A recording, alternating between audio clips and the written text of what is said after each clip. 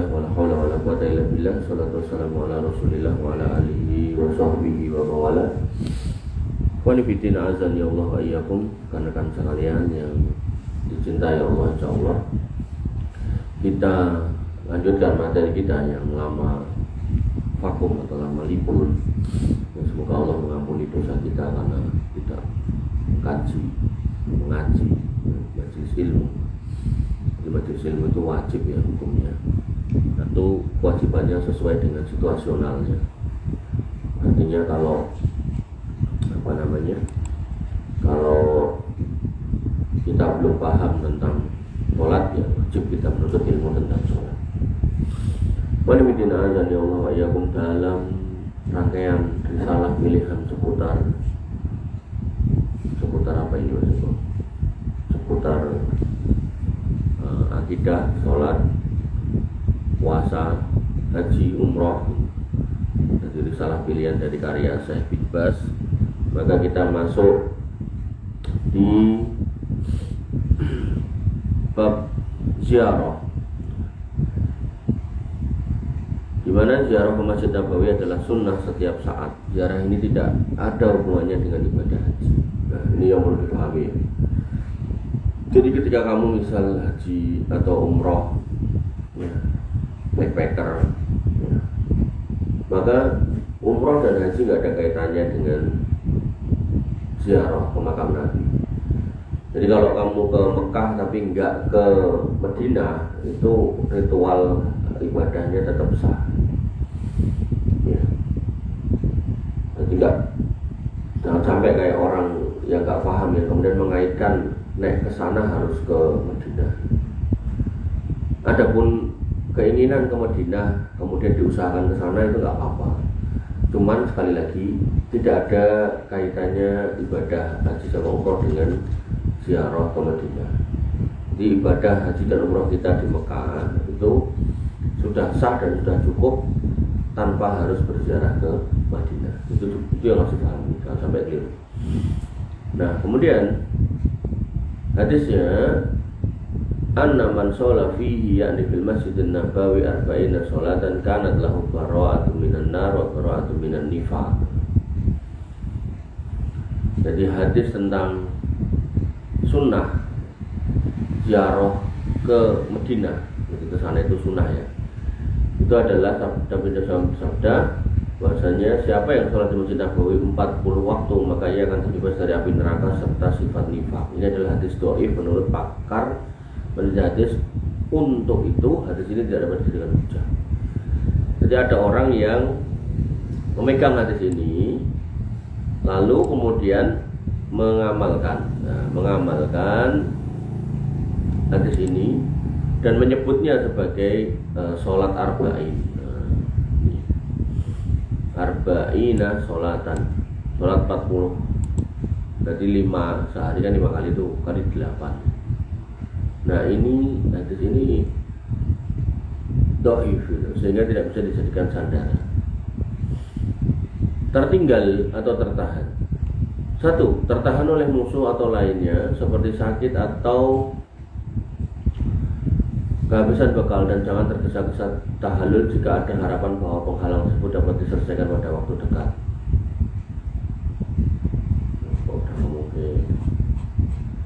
Jadi ziarah itu cuma segini toh.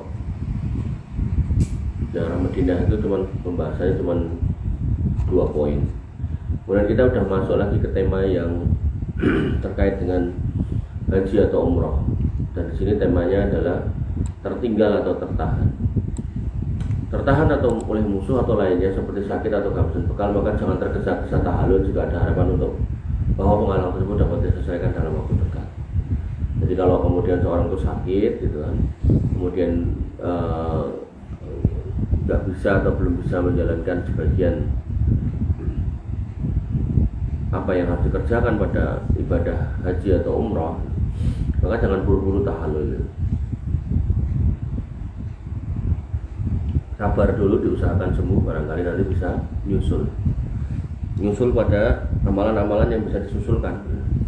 Banyak orang-orang yang sakit di sana itu bahkan dibawa menggunakan bangsal-bangsalnya ke Arafah.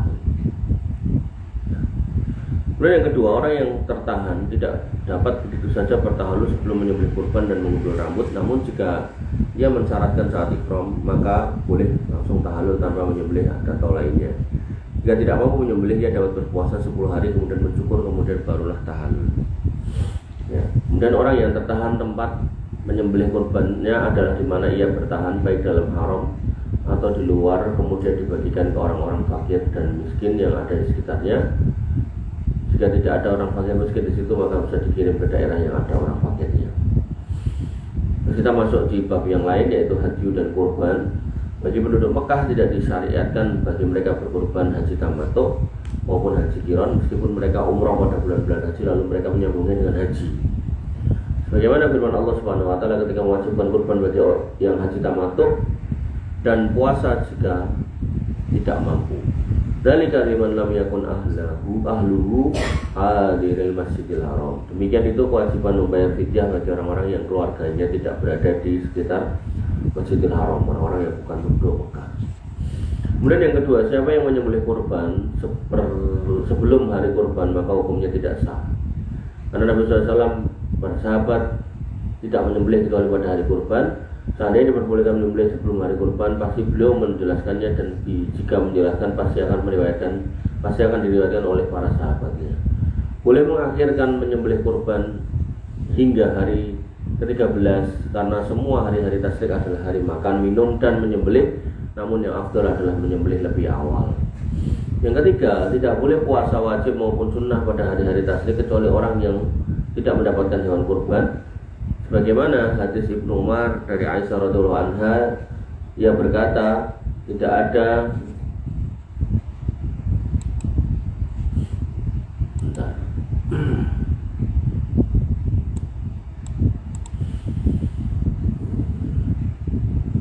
keringanan untuk puasa pada hari-hari tasyrik kecuali orang yang tidak mendapatkan kurban. Dan yang keempat, yang afdal bagi orang yang mau berpuasa haji tamattu atau qiran sebagai pengganti kurban, yaitu 3 hari sebelum hari Arafah. Namun hukumnya sah jika dia berpuasa pada hari-hari tasyrik seperti yang telah dijelaskan sebelumnya. Yang kelima, siapa yang mau menyembelih kurban haji tamattu atau qiran kemudian ia berpuasa, maka hukumnya tidak sah.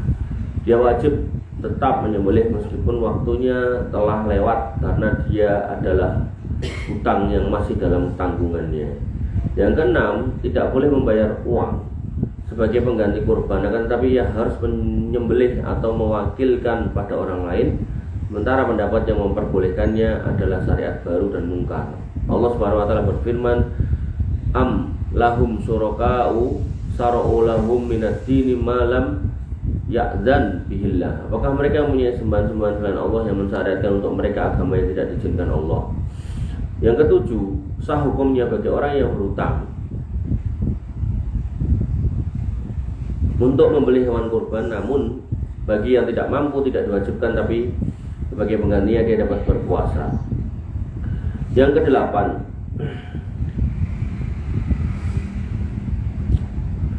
fidyah atau denda memberi makan atau menyembelih kurban semuanya diberikan bagi fakir Makkah. Yang kesembilan, daging kurban dibagikan pada fakir miskin penduduk haram maupun selain mereka yang tinggal di haram. Yang kesepuluh, siapa yang menyembelih kurban lalu ditinggal begitu saja dan tidak ada yang memanfaatkannya, maka kurbannya tidak sah. Yang ke-11, tidak sah bagi orang yang menyembelih kurban di luar haram seperti Arafah meskipun dibagikan di haram. Dia harus menyembelih lagi baik dia mengetahui hukumnya atau tidak.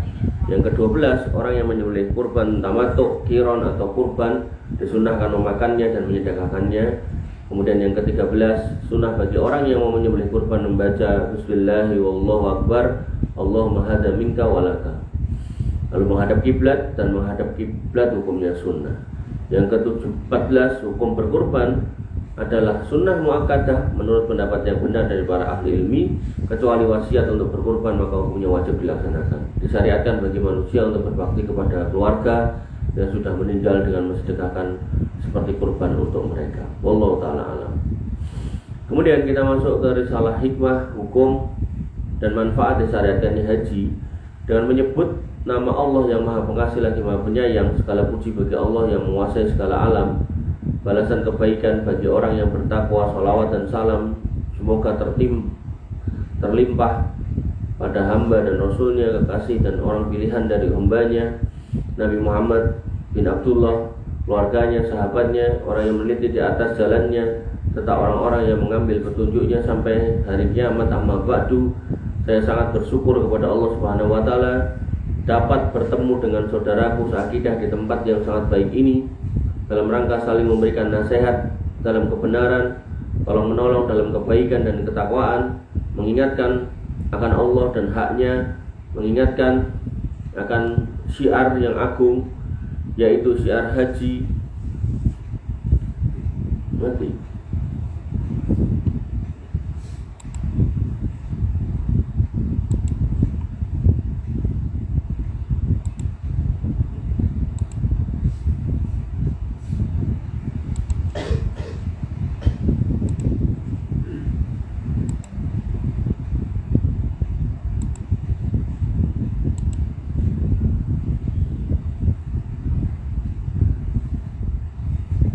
Mengingatkan akan syiar yang agung, yaitu syiar haji dan segala hal kebaikan yang ada di dalamnya, manfaat yang besar serta dampak positif bagi kaum muslimin di setiap tempat. Semoga Allah menjadikan pertemuan ini sebagai pertemuan yang berbarokah, memperbaiki hati dan amal kita semua, memberikan pemahaman dalam urusan agama serta istiqomah di dalamnya. Semoga Allah Subhanahu wa taala menerima haji kita dan para jemaah haji semuanya, juga menerima semua amal yang kita kerjakan dalam rangka taqarrub kepada Allah Subhanahu wa taala. Kemudian saya berterima kasih kepada saudaraku yang mulia Syekh Rasid Ar-Roji, Rektor Universitas Ummul Qura dan Ketua Panitia atas undangan ini. Saya berdoa semoga Allah memberikan barokah atas usaha mereka dan membantunya dalam segala kebaikan, serta menjadikan kita semua sebagai petunjuk kebaikan bagi orang lain dan mengikuti apa yang kita dakwahkan. Sesungguhnya ia adalah sebaik-baik tempat meminta. Saudaraku, syiar haji adalah agung, manfaatnya banyak serta hikmahnya bermacam-macam. Siapa yang mau merenungi Al-Quran dan Sunnah Rasulullah SAW dalam hal ini, maka akan mengetahui banyak hal tentang perkara tersebut.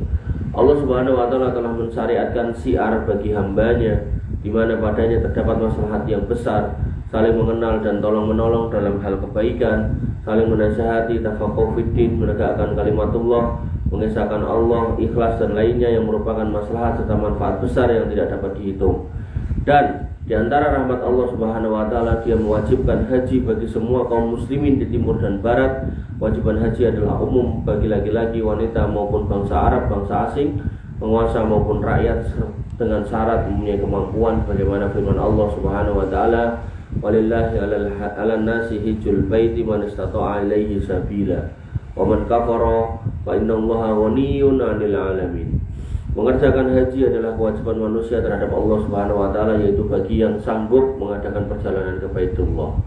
Maka barang siapa yang mengingkari kewajiban ini, maka sesungguhnya Allah Maha Kaya, tidak memerlukan sesuatu dari semesta. Ayat ini sangat jelas bahwa kewajiban haji itu sekali seumur hidup. Kewajiban haji adalah sekali seumur hidup, sebagaimana hadis Nabi SAW saat ditanya, "Ya Rasulullah, apakah haji itu wajib dilaksanakan setiap tahun?"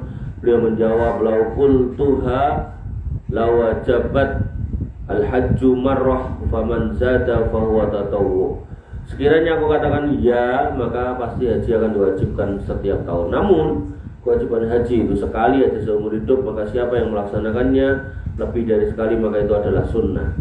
Ini merupakan kemudahan dan kenikmatan lain yang Allah berikan, yaitu dengan hanya memerintahkan haji sekali seumur hidup.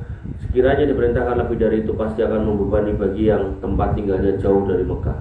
Namun dengan kelembutan dan rahmat Allah, hanya mewajibkannya sekali dalam seumur hidup dan selebihnya sunnah.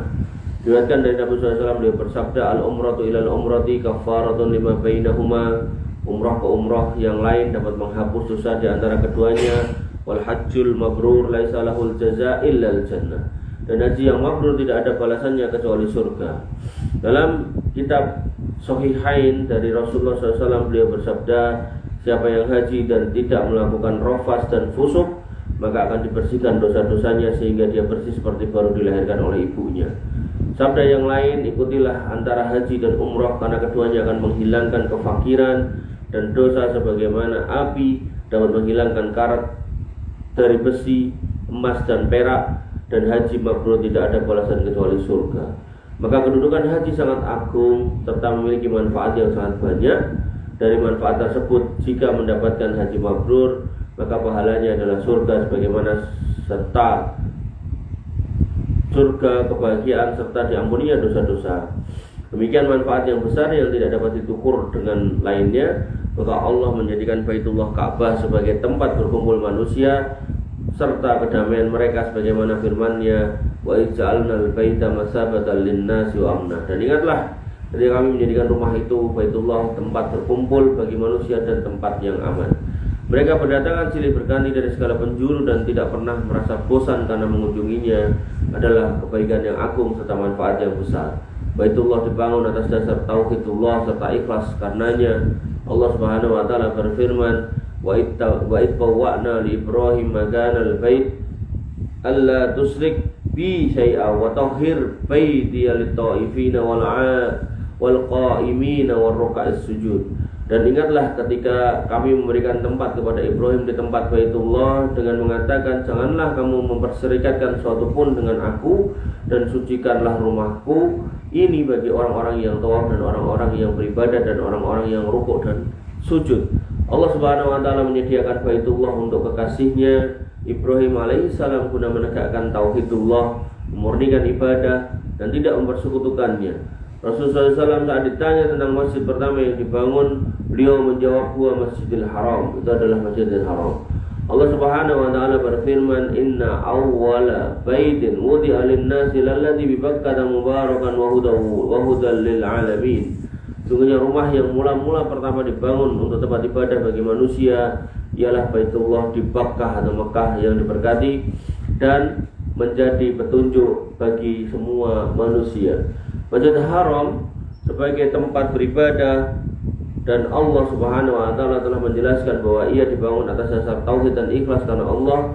Maka siapa yang pergi menuju Baitullah untuk beribadah, hendaknya ia mengikhlaskan niatnya dan berusaha menjadikan semua amal ibadahnya hanya untuk Allah Subhanahu wa taala semata.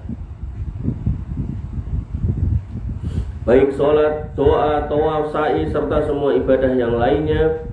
Karena itulah Allah Subhanahu wa taala berfirman, wa tahhir baitiya, yaitu sucikanlah Baitullah dari berbagai macam bentuk kesyirikan, lit-ta'ifin, yang dimulai dari tawaf, karena tawaf tidak dilakukan kecuali di Baitullah.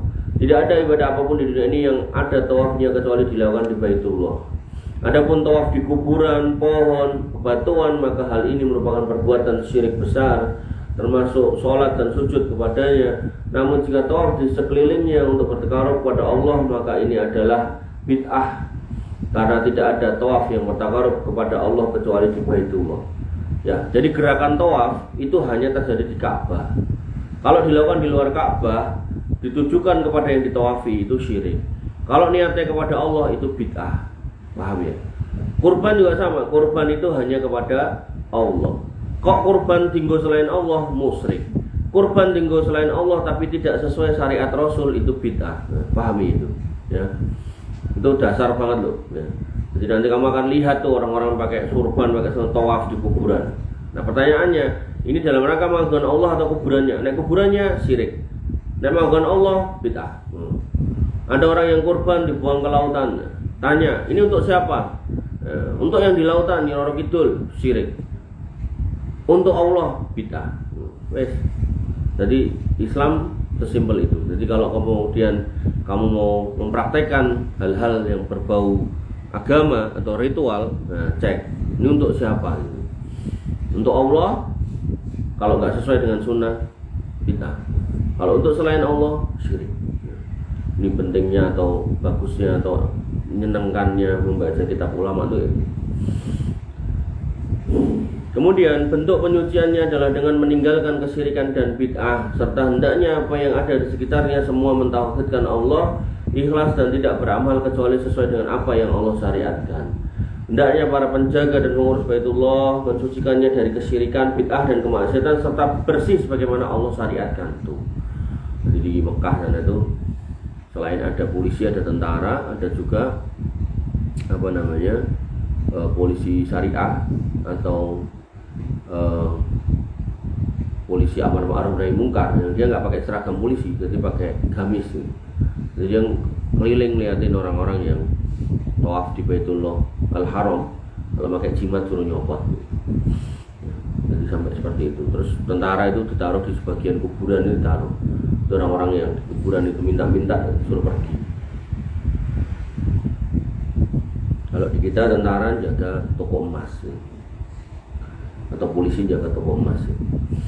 Dalam Baitullah terdapat tanda-tanda yang tampak seperti makam Ibrahim, tanah haram semuanya adalah tapak tilas Ibrahim alaihissalam, sebagaimana Safa, Marwah, Baitullah, Mina, Musdalifah, Arafah, semuanya tampak tilas yang mengingatkan pada Nabi Agung dan Rasul mulia serta apa yang beliau lakukan untuk ta'budullah, ikhlas serta mengajak kaumnya untuk mentauhidkan Allah dan mengikuti syariatnya.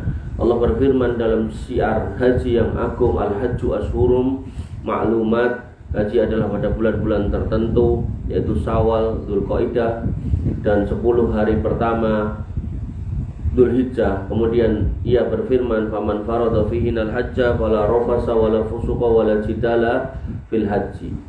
Yaitu haji adalah beberapa bulan yang dimaklumi. Barang siapa yang menetapkan niatnya pada bulan itu, ia akan mengerjakan haji, maka tidak boleh rafas, berbuat fasik dan berbantah-bantahan di dalam masa mengerjakan haji.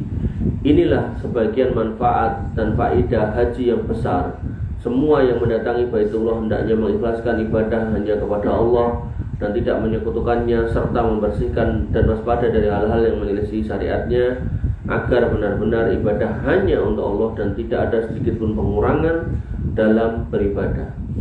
Dengan demikian dia akan tersucikan dari dosa seperti baru lahir dari ibunya. Hal tersebut akan diperoleh jika ia menunaikan ibadah haji dengan tidak melakukan rafas dan fusuk. Rafas ini ngomong-ngomong yang jorok, yang porno gitu kan. Kalau fusuk ini berbuat dosa-dosa. Makanya disayangkan ya orang-orang Indonesia kesana ngerokok gitu, nggak disayangkan. Rafas adalah bersetubuh atau perbuatan yang menjurus pada persetubuhan seperti meraba, memandang, berbicara. Bagaimana hal tersebut telah dijelaskan oleh para ulama, dan fusuk adalah semua bentuk kemaksiatan yang diharamkan dalam haji dan yang diharamkan secara mutlak kapan dan di mana saja. Jadi perbuatan haram di luar haji, di luar haram, jangan dibawa ke sana. Yang diharamkan selama haji adalah memotong kuku dan berihram.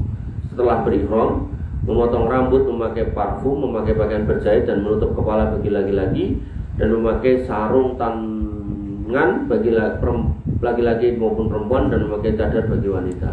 Jadi ini menurut Syekh bin Baz dimasukkan dalam fusuk. Ini larangan ketika ada di sana. Nah, adapun yang di luar haram dilakukan di sana itu juga masuk dalam kategori fusuk, yaitu apa?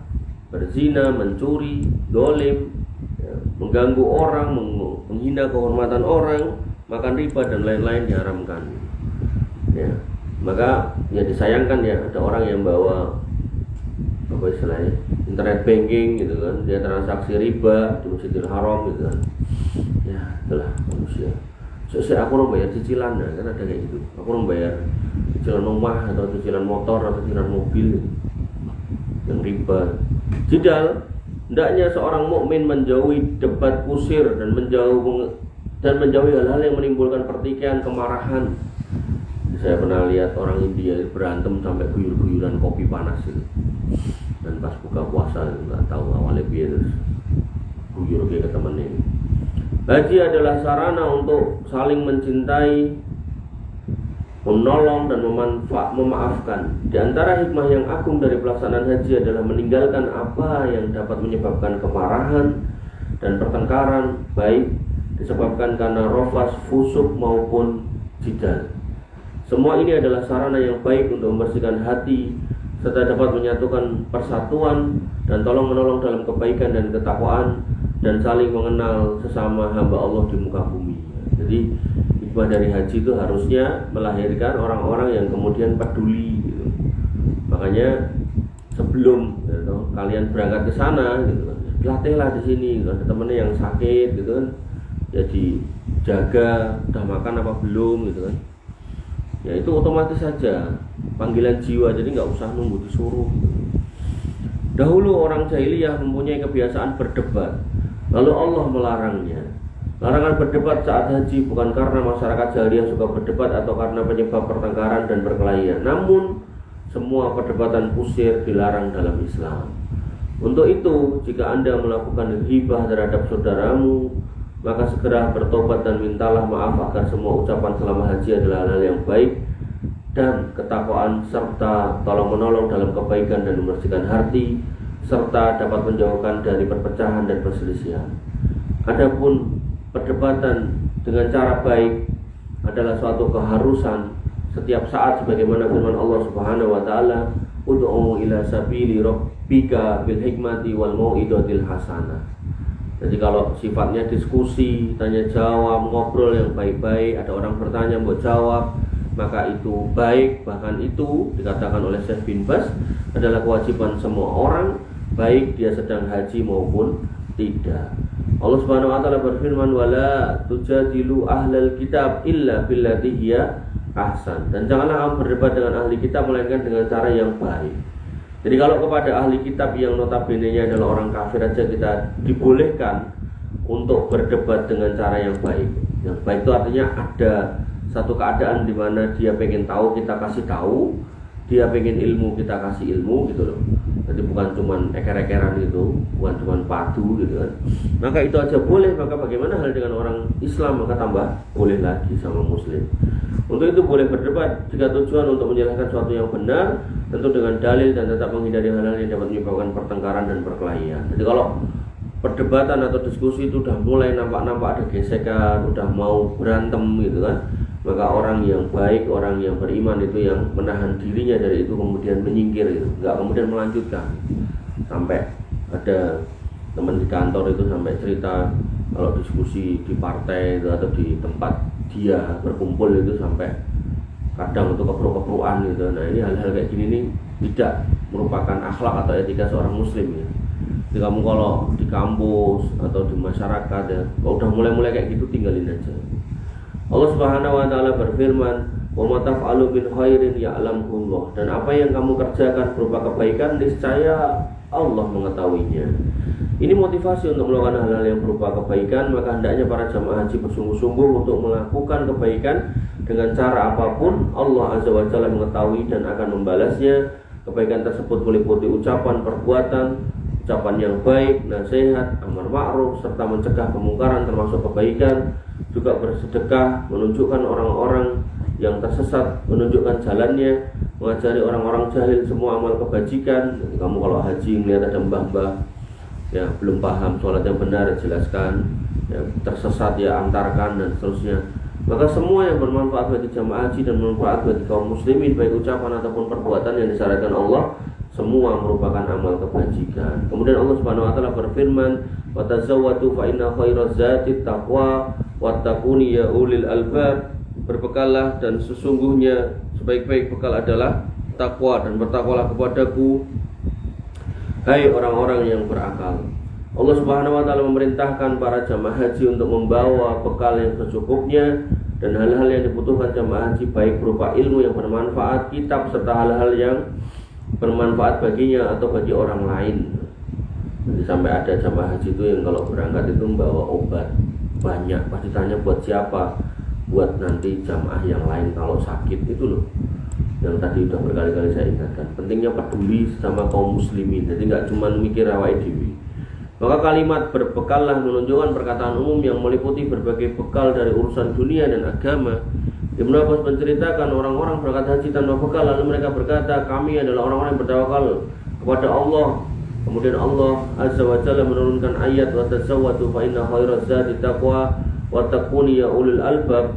Maka ayat ini bersifat umum untuk semua orang. Oleh karena itu hendaknya setiap orang yang ingin menunaikan ibadah haji hendaknya menyiapkan bekal baik ilmu maupun harta yang akan diperlukan selama haji, agar nantinya dia tidak minta kepada orang lain. Nah, ini kalau konteksnya adalah bekal yang sifatnya materi ya. Jadi jangan sampai berangkat modal nekat, penting tekan kono, kemudian ngemis-ngemis nyusahin orang gitu kan. Artinya setiap orang wajib berbekal. Adapun nanti kemudian ada yang kurang, maka dibantu orang lain nggak apa-apa. Tapi kalau dari awal mengandalkan orang lain, nah ini hal yang kurang tepat. Lalu Allah Subhanahu wa taala berfirman, "Fa inna khairaz zadit taqwa." Sebaik-baik bekal adalah takwa.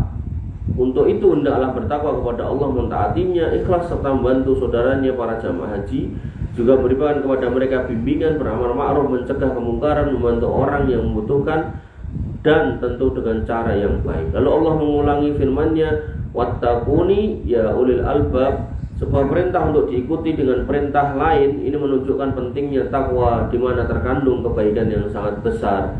Sebagaimana firman Allah Subhanahu wa taala, "Ya ayuhan nas, inna khalaqnakum min dzakari wa unsa wa ja'alnakum syu'uban wa qabaila lita'arafu inna akramakum indallahi atqakum." Wahai sekalian manusia, sesungguhnya kami menciptakan kamu dari laki-laki dan seorang perempuan, dan menjadikan kamu berbangsa-bangsa dan bersuku-suku, supaya kamu saling mengenal. Sesungguhnya orang-orang yang paling mulia di antara kamu di sisi Allah adalah orang yang paling bertakwa di antara kamu. Nabi SAW ditanya, siapakah manusia yang paling mulia? Beliau menjawab, orang yang paling bertakwa. Orang yang paling bertakwa kepada Allah yaitu orang yang paling mulia di sisi Allah, baik bangsa Arab maupun orang asing, budak maupun orang merdeka, laki-laki maupun wanita, jin maupun manusia. Dan orang yang paling mulia adalah Rasul SAW, lalu diikuti para nabi, kemudian generasi sesudahnya, dan seterusnya. Allah Subhanahu wa taala berfirman, "Ya ulil albab," yaitu orang-orang yang memiliki akal sehat, berpikir tentang Allah, memahami apa-apa yang Allah perintahkan, menghormati nasihat dan perintah. Berbeda dengan orang yang akalnya rusak, mereka berpaling dari Allah serta lalai. Maka orang-orang semacam ini bukanlah ulul albab. Hanya orang yang punya kriteria ulul albab lah yang siap menerima perintah, mentaatinya, beramal untuk kemaslahatan orang lain. Semua manusia diperintahkan untuk bertakwa, namun hanya ulul albab lah yang memiliki kelebihan, karena Allah memberikan akal dan penglihatan kepada mereka, sebagaimana firman-Nya, "Waliyadzakkaru ulul albab." Dan supaya mereka mengetahui bahwasanya Dia adalah Rabb yang Maha Esa, dan agar orang-orang yang berakal mengambil pelajaran. Kita semua diperintahkan untuk berzikir dan bertakwa, namun bagi orang-orang ulul albab memiliki kelebihan tersendiri dalam memahami perintah Allah serta pengalamannya. Demikianlah firman Allah Subhanahu wa taala, "Inna fi khalqis samawati wal ardi wa ikhtilafil laili wan nahari laayatil liulil albab." Sungguhnya dalam penciptaan langit dan bumi dan silih bergantinya malam dan siang terdapat tanda-tanda bagi orang-orang yang berakal. Terdapat di dalamnya tanda untuk semua, namun tidaklah semua orang dapat memahami kecuali ulul albab. Allah Ta'ala berfirman, "Wa adzin fin nasi bil haji." Dan berserulah kepada manusia untuk mengerjakan haji. Ya Ibrahim, umumkanlah kepada para manusia agar melakukan haji. Ibrahim telah melakukan dan menyeru manusia serta mengumumkannya, dan para dai juga menyeru untuk menunaikan haji, mencontoh apa yang dilakukan oleh Nabi Ibrahim serta nabi-nabi sesudahnya, serta Nabi Muhammad SAW, yaitu karijalan, yaitu dengan berjalan kaki. Bagaimana orang menyimpulkan dari ayat ini bahwa jalan kaki adalah lebih utama, namun tampaknya pendapat ini tidak jelas, karena Rasulullah SAW menunaikan haji dengan naik unta. Jadi ada kelompok dari Indonesia juga itu sana itu pengen jalan kaki kemana-mana, katanya ikut sunnah Nabi. Padahal Syekh bin Baz di sini mengatakan Nabi SAW juga naik haji dengan naik unta. Sementara beliau adalah contoh dan panutan. Jalan kaki dapat difahami akan kesungguhan dalam melakukan ibadah haji, namun bukan berarti jalan kaki lebih afdol.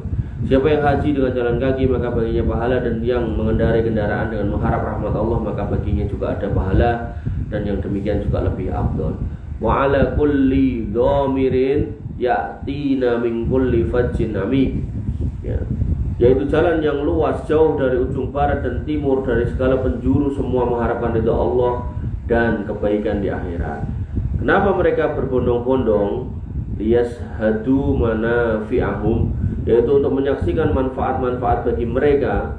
Allah mensamarkan manfaat-manfaat ini, namun dalam tempat lain Allah telah menjelaskannya sebagaimana firman-Nya, wa yadhkuru ismallaha fi ayyamin ma'lumat, Mereka menyebut nama-nama Allah pada hari-hari yang jelas, hari-hari tertentu. Setiap yang dikerjakan oleh jamaah haji seperti mentaati Allah, beramal untuk kemaslahatan orang lain, yang dijelaskan atau yang tidak dijelaskan, semuanya termasuk dalam kategori manfaat.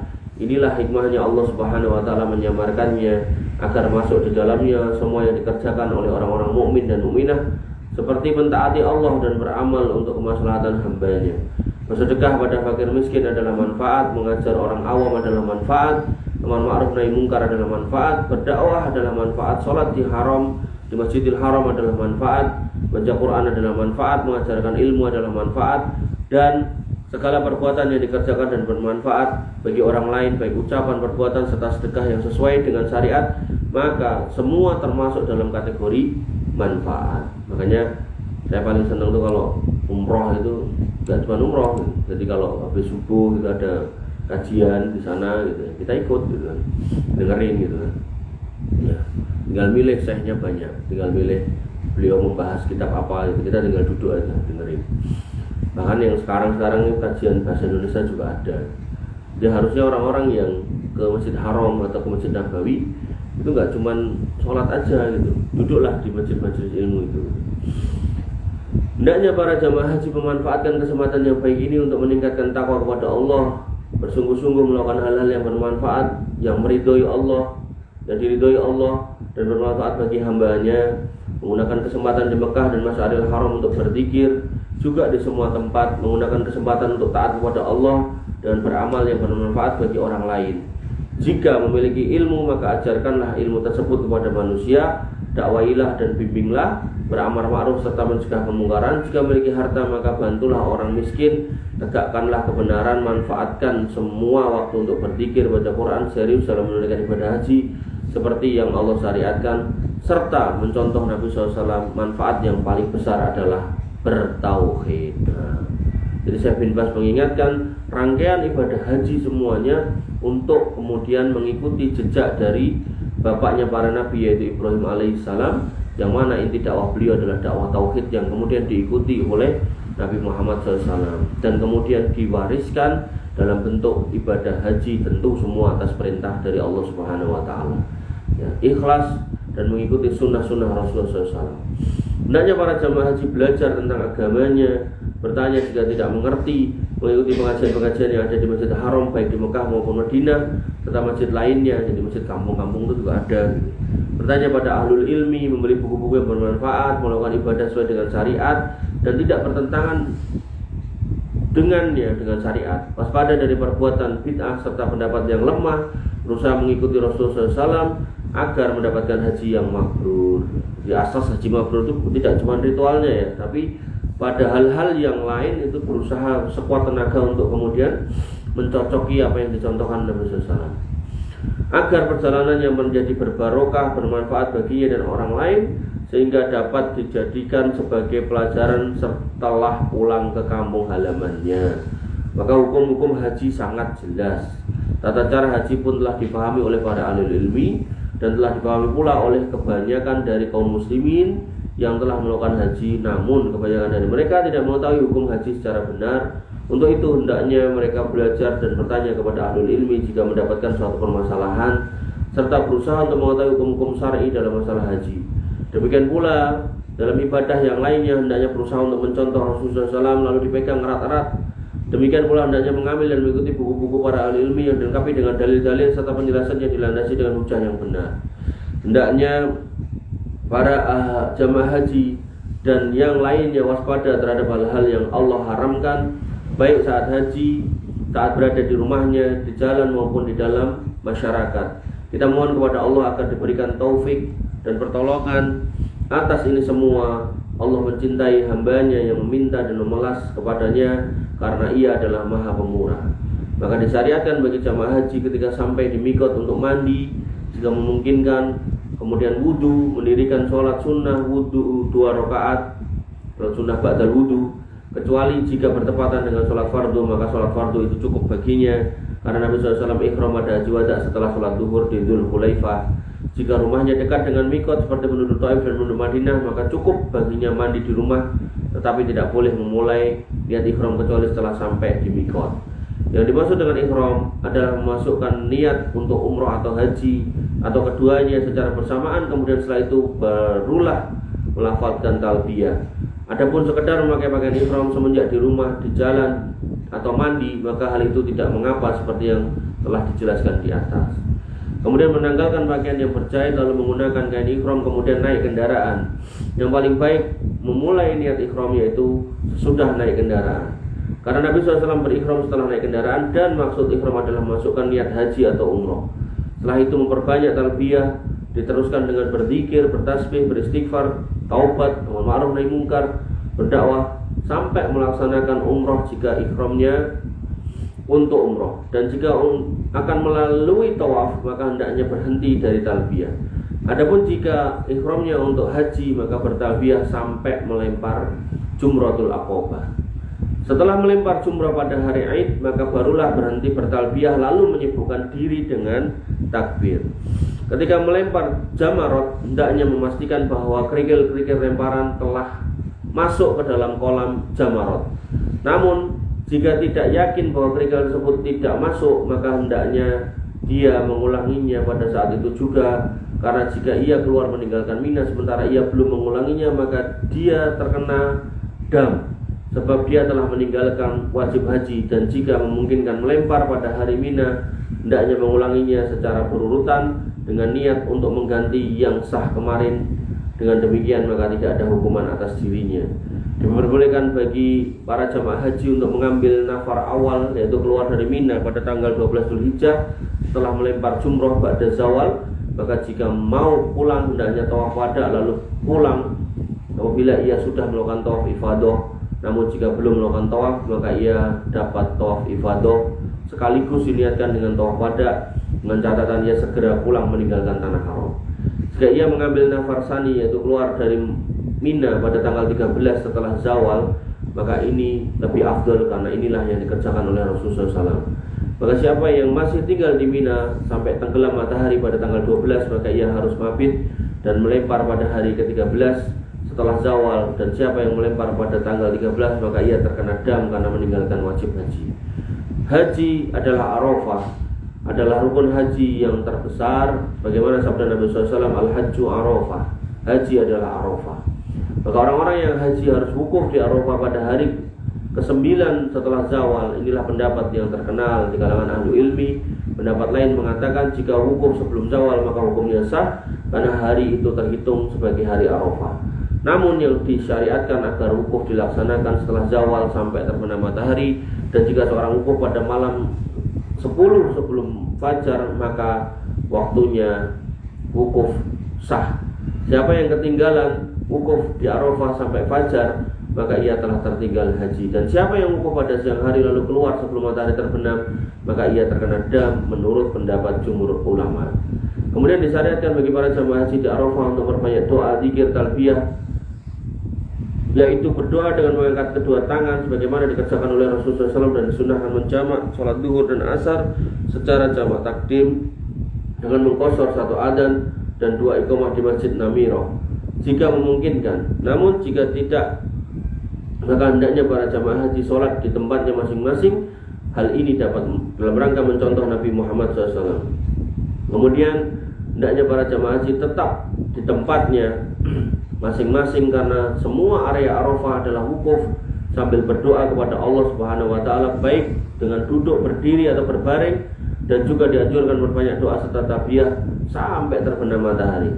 Jika matahari telah terbenam maka segera menuju Muzdalifah dengan tenang tanpa berdesak-desakan. Lalu di Muzdalifah para jamaah haji melaksanakan sholat maghrib isya secara jamak takhir, di mana maghrib dikerjakan 3 rakaat dan isya 2 rakaat dengan 1 adzan dan 2 iqamah, dan tidak ada sholat sunnah di antara keduanya. Demikian pula saat menjamak sholat di Arafah, karena Nabi SAW tidak sholat sunnah di antara keduanya.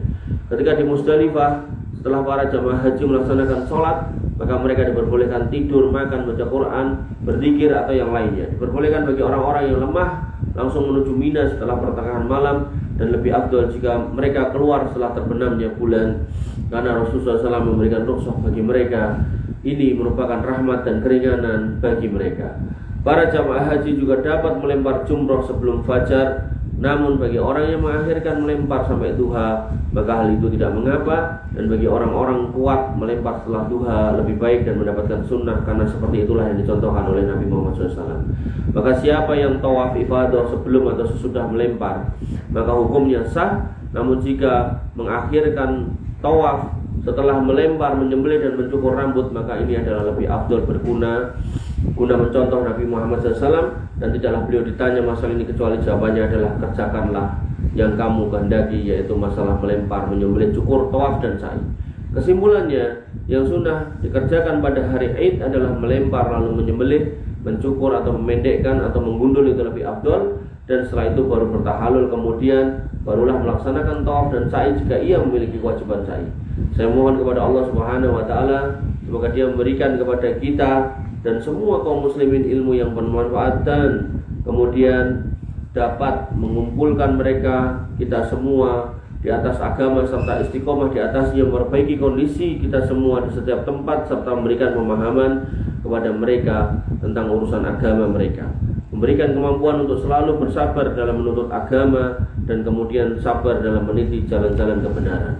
Semoga Allah Subhanahu wa taala menganugerahkan kepada kaum muslimin pemimpin yang terbaik di antara mereka, dan memperbaiki kondisi para pemimpin mereka, memberi taufik kepada semua pemimpin kaum muslimin di setiap tempat agar dapat memperlakukan syariat Islam, rela dengannya serta mengutamakannya. Sesungguhnya Allah adalah Rabb yang maha mulia. Semoga salawat dan salam selalu senantiasa tercurah kepada junjungan kita Nabi Agung Muhammad SAW, para pengikutnya dan semua keluarganya. Wanifidina azani Allah wa iyyakum. Ini akhir risalah dari risalah haji karya Syekh bin Baz. Sehingga kita berharap dari apa yang telah kita bacakan tadi kemudian bisa menjadi sebuah ilmu yang bermanfaat, dan kemudian bisa kita laksanakan, dan Allah mudahkan jalan kita untuk menuju Baitullah Al-Haram, baik dalam rangka umrah maupun haji. Ya, dan ini dalam rangkaian masih dalam rangkaian pembahasan kitab-kitab haji dan umrah yang sudah kita lakukan mungkin 1 bulan terakhir ini. Semoga Allah kemudian mudahkan kita untuk berjumpa besok, dan ini adalah akhir dari sesi kajian kita. Kita akhiri layarnya. Kita lihat ada pertanyaan apa enggak.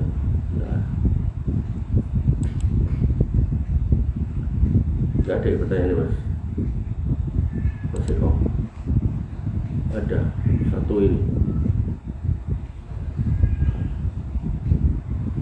Silakan Mas, ditulis pertanyaannya.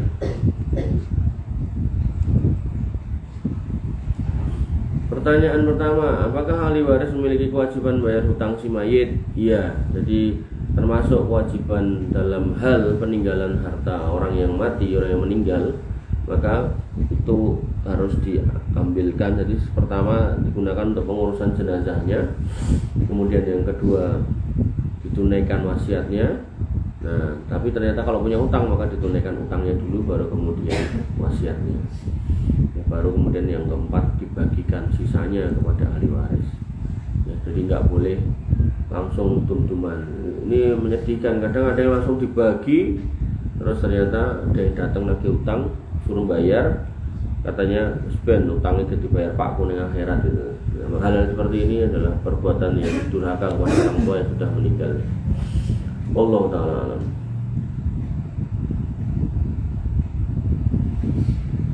Kemudian ingin bertanya, bagaimana hukum menggunakan tato temporary tidak permanen dalam Islam? Apakah hukumnya sama seperti tato? Kalau hukumnya sama apa enggak ya beda, tapi dua-duanya ulama menurut saya enggak boleh. Karena tato itu adalah karakter atau budaya atau kelakuan orang-orang yang di luar Islam. Maka Nabi SAW mengatakan, man tashabbaha biqaumin fahuwa minhum. Siapa yang kemudian mengikuti suatu kaum maka dia seperti kaum itu. Nah, maka sebaiknya tidak dilakukan atau tidak dikerjakan. Ya, dan tentu hadis ini bukan berarti mengkafirkan, ya tidak ya. Jadi lebih kepada sebuah ancaman kalau kemudian seorang Islam Muslim itu harus punya budayanya sendiri, punya prinsipnya sendiri, jangan melu-melu gitu loh. Apalagi hal-hal yang tercela seperti itu. Belum lagi nanti membahas bab tato itu, ini ajarannya orang atau ajarannya setan dan seterusnya gitu. Makanya harus kita pahami ini bukan budaya kita, maka kita harus menjauhkan diri. Mau temporary pun enggak. Nah yang saya tahu ya kalau perempuan ya pakai hina itu kan bukan tato, itu gambar, dan gambarnya gambar motif-motif bunga, motif-motif batik, dan itu ya temporary tapi bukan tato ya. Jadi itu apa namanya, tanaman ya, tanaman, dan itu untuk mempercantik wanita di tangannya. Tato kan di badan-badan ya, ini mencalik di tangan agar kemudian ya suaminya tentu tambah seneng gitu, tambah cinta gitu. Jadi bukan hina yang dipakai oleh wanita yang kemudian dipakai di jalan-jalan. Nah, ini beda lagi loh ya. Jadi jangan salah dipahami loh. Pakai hina tapi dipakai di jalan-jalan agar laki-laki pada melihat, ini ya kurang tepat juga. Allah Ta'ala alam. Dan selanjutnya Allah beri hidayah dari manapun, bahkan lewat hal yang haram sekalipun, seperti lewat undian pada masa jahiliyah. Bagaimana mengetahui suatu itu dari Allah dan bukan dari syaitan? Ya, Allah memberi hidayah dari hal yang haram. Ini saya nggak paham maksudnya. Ya, yang saya tahu ya hidayah ya bukan dari cara yang haram ya. Hidayah dari cara-cara yang baik gitu.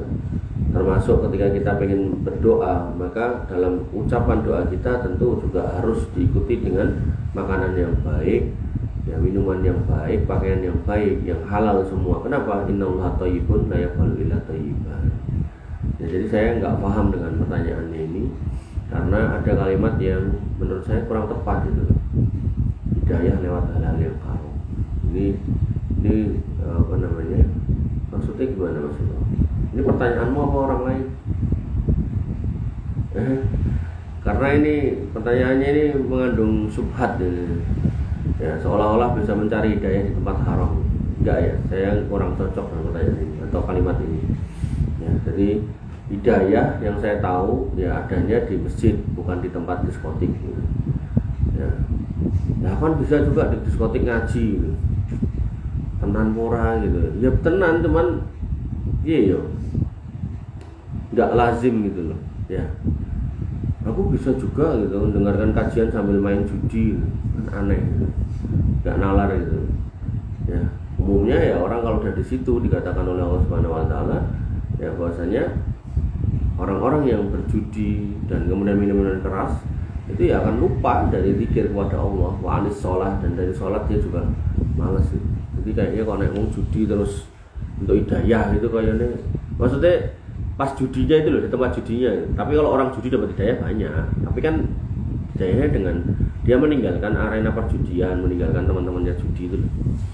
Makanya kamu dapati sekarang orang banyak bunuh diri karena judi itu kan karena dia nggak mau keluar dari wilayah perjudian itu, dia ada di situ, dan orang yang ada di situ itu luar biasa, tarikannya itu luar biasa. Nek menang pengen tambah menang, nek kalah pengen balas kekalahannya. Nah, nek menang 1000, munggah 2000, 3000, 1 juta, 2 juta, 10 juta, 100 juta. Wah, nek kemarin aja aku mulai dari 1000 sekarang sampai 100 juta. Logikanya loh ya. Kalau dia nggak kemudian termotivasi dengan nafsu, harusnya dia berhenti menang 100 juta. Kudune loh ya, biar kemudian bisa nanjak ke duitnya itu loh, biar bisa memakai duitnya itu. Tapi apa yang terjadi? Dia pengen lebih menang, akhirnya 100 juta itu dipasangnya semua, jeblok gitu kan ya, bahkan dia merasa yakin tuh berkali-kali menang sampai 100 juta, akhirnya dia jual rumah. Wah, itu aku menang terus kok, rumah tak dol sik weh, tak gadekke, duitnya tak lemprungke, engko entuk tuku omah telu. Nah, cemplungnya kabeh dek jeblok gitu. Banyak kasus kayak gitu, akhirnya bunuh diri. Nah, maka yang harus kita pahami ya, saya secara pribadi kurang paham atau kurang serak dengan kalimat ini, karena seolah-olah hidayah bisa didapatkan dengan berbuat yang haram. Nah, ini enggak sinkron ya dengan kenyataannya, dengan dalil, dengan penjelasan para ulama. Maksudnya kalau kita ingin dapat hidayah ya kita harus menjauhi lingkungan-lingkungan yang jelek, kemudian kita harus pindah ke lingkungan yang baik, kita harus tinggalkan amal-amal yang jelek, kita masuk ke amal-amal yang baik. Wallahu ta'ala. Dan selanjutnya bertanya, berapakah jarak jauh muslimah dapat tanpa mahram berpergian? Ya, jadi kalau kemudian konteksnya pertanyaan seperti ini, tentu wallahu alam, saya kalau ditanya jaraknya berapa kilometer saya nggak tahu. Cuman fungsi dari mahram ini adalah untuk menjaga orang tersebut dari berbagai macam fitnah yang ada di luar sana. Maka ketika kita ngomongkan safar, maka safar itu berlaku urufnya itu seperti apa? Urufnya itu ya sesuai dengan yang dipahami masyarakat. Kalau masyarakat misal dari Solo ke Semarang itu sudah dianggap safar, ya sudah, berarti Solo ke Semarang itulah seorang wanita harus temani mahramnya. Tapi ada juga sebagian kaum muslimin yang kemudian istrinya pun keluar rumah nggak boleh, jadi dia belanja ke pasar dan seterusnya, itu juga pilihan gitu kan. Ya, pilihan yang bersangkutan itu. Maka seorang laki-laki harus kemudian bisa mengidentifikasi. Nah, kira-kira istrinya kalau keluar sendirian terfitnah apa enggak gitu. Kalau terfitnah ya sebaiknya dijaga. Kalau enggak ya enggak, maksudnya itu masih dalam wilayah-wilayah dekat, misal ke pasar atau apa gitu kan, maka bisa ditemani. Kalaupun itu aman sendirian ya enggak apa-apa gitu. Selama kemudian tadi itu bisa dipastikan terjaga dari fitnah. Ya, adapun kalau yang jauh di luar kota ya dan sudah memenuhi jarak-jarak safar sebagaimana urf, maka itu lebih wajib atau lebih utama ada mahramnya agar kemudian menjaga mereka dari berbagai macam fitnah. Allah Ta'ala. Misalnya, apakah ada larangan potong kuku di malam hari? Enggak ada ya, larangan potong kuku di malam hari enggak ada. Satu-satunya larangan potong kuku adalah ketika ihram tadi ya. Dan itu dimasukkan dalam fusuk oleh Syekh bin Baz. Allah Ta'ala. Dan selanjutnya tentang pandangan Islam terhadap makna tirakatan, yang mana hal tersebut biasa dilakukan oleh masyarakat Indonesia ketika hari tertentu seperti tanggal hari 1 Muharram atau tahun baru Hijriah. Tadi sudah dijelaskan Syekh bin Baz tadi. Amalan ini ya, amalan ini untuk siapa? Kalau untuk selain Allah syirik. Kalau untuk Allah cari dalilnya. Kalau ada silakan. Kalau nggak ada ya mendingan diganti formatnya. Maka yang harus kita pahami adalah berkumpul ini dalam rangka apa, dan kalau bisa gitu, jangan ditetapkan hari-hari tertentu gitu. Ya, kalau sudah ditetapkan hari tertentu, nah butuh dalil. Apalagi di situ ada ritual tertentu, nganggo ini, nganggo itu, bacaan tertentu. Nah ini butuh dalil itu. Kalau nggak ada dalilnya, ya nanti masuk dalam kategori modifikasi agama. Wallahu ta'ala. Pertanyaan selanjutnya, orang haji atau umroh tanpa mahram, bagaimana hukumnya? Kalau hajinya, yang saya tahu dari beberapa kitab fikih yang saya baca, hajinya sah, tapi berdosa. Berdosanya tidak menyebabkan gugur haji atau umrohnya, gitu. Jadi hukum hajinya sah, tapi dia berdosa. Makanya dalam pembahasan kita di kitab yang keberapa ya, itu kemudian disebutkan bahwasanya ketika dikatakan hajjul bait man istata'a ilaihi sabila, haji ke Baitullah Al-Haram buat yang mempunyai kemampuan ke sana, maka istata'a ilaihi sabila termasuk di dalamnya adalah orang-orang yang sudah nggak punya mahram, nggak wajib haji. Nah, itu menurut pembahasan yang lalu gitu loh. Nah, kalau kemudian tetap ingin berangkat karena hatinya nggak tenang dan merasa punya uang gitu kan, ya sebenarnya nek saran saya kalau wanita ya bagusnya nikah dulu gitu, agar kemudian punya pasangan berangkat. Nah, atau ngajak keluarganya, saudaranya, kakaknya atau anaknya laki-laki untuk berangkat. Atau kalau nikah yang nggak memungkinkan, saudara-saudara udah nggak ada, punya anak perempuan, anak laki-laki nggak punya, anak perempuan yang suruh nikah, nah nanti berangkat anak, mantu dan yang bersangkutan. Nah itu artinya gini, ketika masih ada cara metode yang tepat, metode atau cara yang pas ya, yang halal ya, yang halal artinya yang nggak melanggar syariat, maka itu sebaiknya dituju dulu, dicari dulu. Nah, sebelum kemudian kita memilih jalan yang berliku, jalan yang kemudian ada khilaf ulama di situ. Nah, makanya Nabi menegaskan al-halalu bayyinun wal haramu bayyinun. Yang halal itu dah jelas, yang haram dah jelas. Wa bainahuma mustabihatun, dan di antara halal dan haram itu ada mustabihat. Ya, sebaiknya kita hindari, hati-hati. Wallahu ta'ala. Izin bertanya, seberapa wajib sholat berjamaah bagi laki-laki? Bagaimana hukumnya laki-laki yang sholat tapi nggak pernah sholat berjamaah atau sholat di masjid? Ya, ulama-ulama Saudi Arabia mewajibkan hukum sholat berjamaah, ya toh. Mereka bermadzhab Hambali, dan ulama-ulama yang lain selain yang di sana juga banyak yang mewajibkan, sehingga berjamaah bagi laki-laki hukumnya wajib. Nah, nek sholat sendiri hukumnya gimana? Hukumnya sholatnya sah, tapi dia berdosa karena meninggalkan sholat jamaahnya. Sebagaimana haji tadi, haji tanpa mahram atau umroh, hajinya sah, sholatnya sah. Gitu. Jadi tidak cuma sekedar keutamaan 1 derajat dan 27 derajat, bukan, tapi lebih kepada di situ ada hukum tentang wajibnya sholat berjamaah. Nah, dalam hal ini seorang laki-laki harus berusaha dulu untuk kemudian sholat berjamaah, ya, berusaha sekeras mungkin. Sampai ada seorang sahabat yang buta, ditanya oleh Nabi SAW, dia bertanya kepada Nabi SAW, ya Rasul, saya buta, gitu. Boleh nggak saya nggak menghadiri sholat jamaah? Kata Nabi, kamu dengar suara azannya nggak? Dengar, gitu kan. Nah, ya berarti kamu tetap harus datang.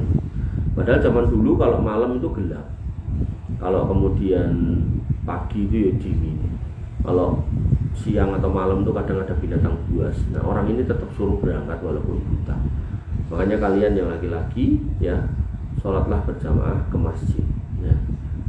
Tapi kalau kemudian ada udzur, misal sakit, ya, misal kemudian safar, pokoknya udzur-udzur yang syar'i lah, itu kemudian kamu sholat di rumah, maka itu tidak mengapa, ya. Jadi meninggalkannya dengan sengaja, ya, berdosa. Tapi sholatnya sah. Nah, sholat sendirinya itu loh sah. Nanti ada orang yang berpendapat nggak sah, terus akhirnya tak rasa sholat sisan, ini ya kurang tepat juga, ya. Jadi ya malah salah gitu loh, kurang tepat itu salah maksudnya. Jadi yang benar adalah sholat jamaah hukumnya wajib, ya, ke masjid. Nah, kemudian, ya, kalau ada udzur, ya, termasuk udzur misal kamu diare, adzan tuh, ya, terus buang air, selesai temannya udah pada pulang, gitu kan. Nah, maka ya udah itu udzur gitu kan, maka nggak apa sholat sendiri. Tapi kalau menyengaja sholat sendiri, nah, dan nggak ada halangan dia untuk ke masjid, apalagi masjidnya dekat, gitu kan, maka berdosa. Allah Ta'ala. Misalnya apabila seorang istri yang melakukan nusus,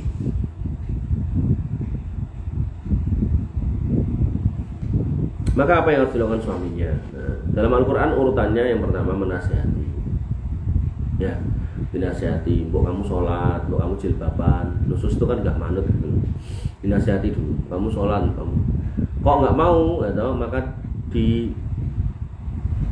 pisah ranjangnya, ya, pisah ranjang itu maksudnya nggak tidur bareng, gitu. Nah, biasanya yang nomor 2 ini suami ini kalah hoyok, gitu kan.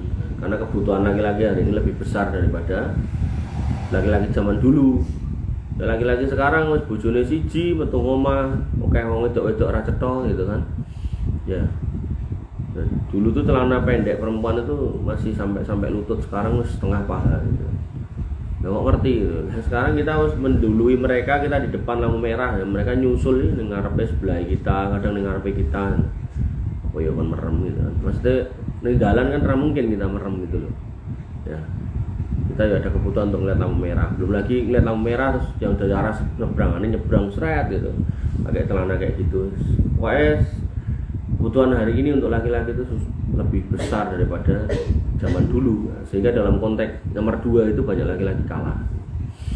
Nah, urutannya itu ya pisah ranjang. Nah, baru kemudian yang ketiga, kalau masih ngeyel, nah, bisa dipukul, tapi dengan pukulan yang ghairu mubarrih, yang tidak meninggalkan bekas, tidak meninggalkan cacat, gitu. Usulnya diajar sampai tele-tele, daya-daya, nah, ini nggak boleh. Jadi dipukul dengan pukulan-pukulan yang kemudian dia bisa mengingat jalan pulang, mengingat jalan kembali.